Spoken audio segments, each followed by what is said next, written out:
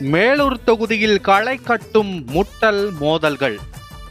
மேலூர் சட்டமன்ற தொகுதியில நடக்கிற குழப்பத்தினால யாருக்காக தேர்தல் வேலை செய்யறாங்கன்னே தெரியலையாம். விசில் கட்சி வேட்பாளரா அறிவிக்கப்பட்டவரு தொகுதிக்காரரே இல்லைன்னு சொல்றாங்க.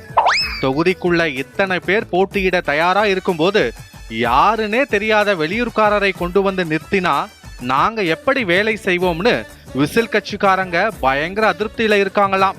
அந்த அதிருப்தியோட பலனை இலை கட்சி வேட்பாளர் அறுவடை செஞ்சுக்கிட்டு இருக்காராம். உள்ளூர் விசில் கட்சிக்காரங்க இலை கட்சிக்கு ஆதரவா பிரச்சாரம் செய்யறதால என்ன செய்யறதுன்னே தெரியாம தவிக்கிறாராம் விசில் கட்சி வேட்பாளர். இந்த கூத்து ஒரு பக்கம் நடக்குதுன்னா இன்னொரு பக்கம் கதர் கட்சியிலும் ஏகப்பட்ட பிரச்சனைகளாம். உள்ளூர்காரங்களுக்கு வாய்ப்பு கொடுக்காம வெளியூர்காரரை ஒருத்தர வேட்பாளரை அறிவிச்சதால கதர் கட்சி தொண்டர்களும் கடுமையான அதிருப்தியில இருக்காங்களாம்.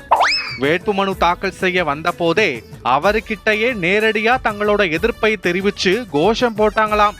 அது மட்டும் இல்லாம இந்த தொகுதியில சீட்டு கிடைக்கும்னு எதிர்பார்த்து ஏமாந்த சுதந்திரமான மாநில நிர்வாகி ஒருத்தர் தன்னோட பதவியையே ராஜினாமா செஞ்சு தலைமைக்கு கடிதம் அனுப்பியிருக்காராம்.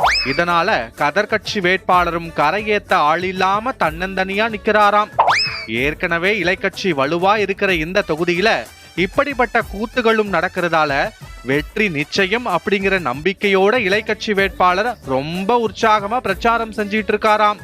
அவருக்கு ஈடு கொடுக்கிறது எப்படின்னு தெரியாம விசில் வேட்பாளரும் கதர் கட்சி வேட்பாளரும் தவிச்சுக்கிட்டு இருக்காங்களாம். அப்படியா? சரி.